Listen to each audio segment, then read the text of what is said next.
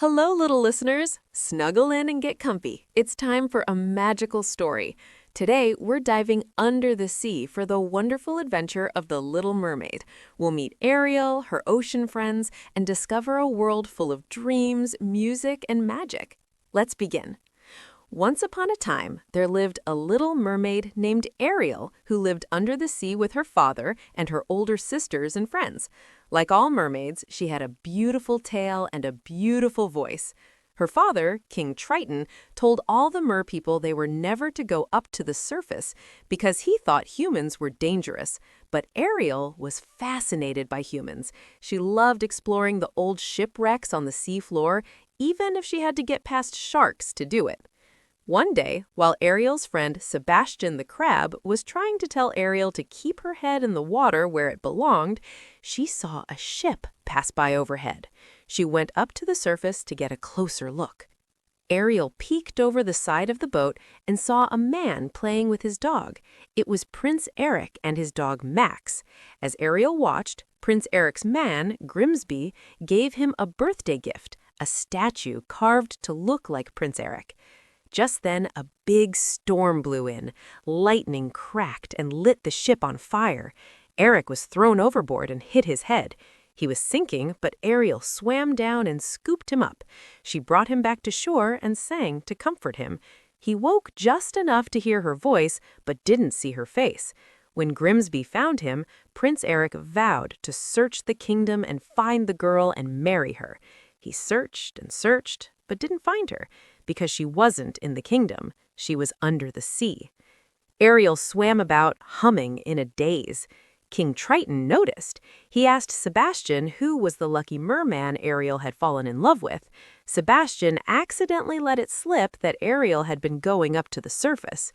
Meanwhile, Ariel's close fish friend, Flounder, surprised Ariel by bringing the statue of Prince Eric that had sunk with the ship to her cave of human treasures. Ariel was delighted, but then King Triton appeared. He only wanted to protect her, so he decided he'd have to crush her attachment to humans. He used his magic trident and smashed all of her human treasures to pieces. Afterward, Sea Witch Ursula's two eel sidekicks, Flotsam and Jetsam, came and whispered to her, "Poor, lonely little mermaid, no one understands. Ursula can help." Ariel went with them to meet the Sea Witch Ursula, who said she could turn Ariel into a human for 3 days. She had to get Prince Eric to kiss her by the end of the 3rd day. If she did, she'd remain a human. If she didn't, she would wither away and become part of Ursula's collection. To pay for the spell, Ursula took Ariel's voice. While Ariel sang, Ursula captured Ariel's voice in the magic shell she wore around her neck. Ursula worked her magic and Ariel's fin turned into legs. Sebastian and Flounder helped her up to the shore. Ariel loved her new legs, but she had to learn how to use them. Ariel's friend, Scuttle the seagull, came by and dressed her up in the tattered old sail from a wrecked ship. Just then, Max came bounding down the shore and greeted Ariel. Prince Eric followed. When Ariel saw him, he exclaimed, "It's you!" Ariel nodded, but when Prince Eric realized she couldn't speak, he said, "Oh, never mind. You couldn't be the girl I'm looking for." But he brought her back to his castle anyway because he thought she'd been in a shipwreck and wanted to help her. The castle servants gave her a bath and a new dress, and she was invited to have dinner with the prince. Almost Sebastian that cooked up and served on the platter, but he escaped with Ariel's help. The next day, Ariel and Eric took a carriage ride. Ariel was fascinated by everything and curious to know how it all worked.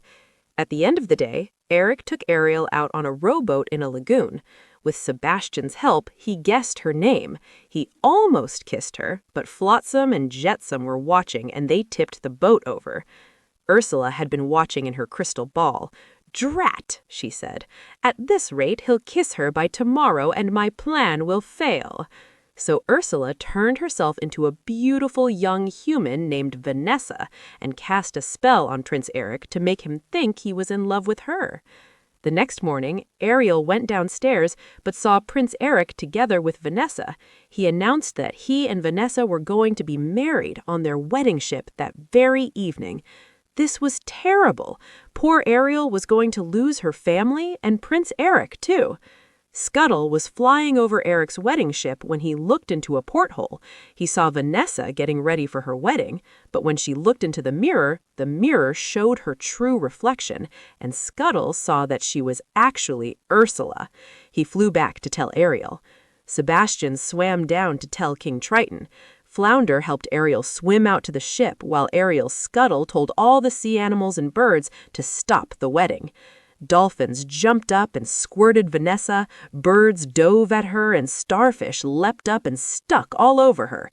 When Ariel climbed over the rail of the ship, Scuttle pulled Vanessa's shell necklace off, and it crashed at Ariel's feet. Ariel's voice floated back into her. "Eric, it's me," she said. When the shell smashed, it broke the spell Ursula had over Eric. He ran to Ariel. "Eric, it was you the whole time." He went to kiss her, but the sun dipped below the horizon and Ariel turned back into a mermaid. "You're too late," Ursula cried as she turned back into her octopus form. She grabbed Ariel and dove into the water. Eric grabbed a harpoon and went to jump in after her, telling Grimsby, "I lost her once, Grim. I'm not going to lose her again." King Triton showed up to stop Ursula, but Ariel had signed a contract, and King Triton knew he had no other choice. He offered himself in Ariel's place, which, of course, was what Ursula wanted all along. King Triton withered away, and Ursula got her crown and her trident. She used its magic to make herself huge and swirled a whirlpool in the ocean, with Ariel at its center. She zapped Ariel with the trident. But Eric had a plan. The whirlpool had brought up all the old shipwrecks from the bottom of the ocean.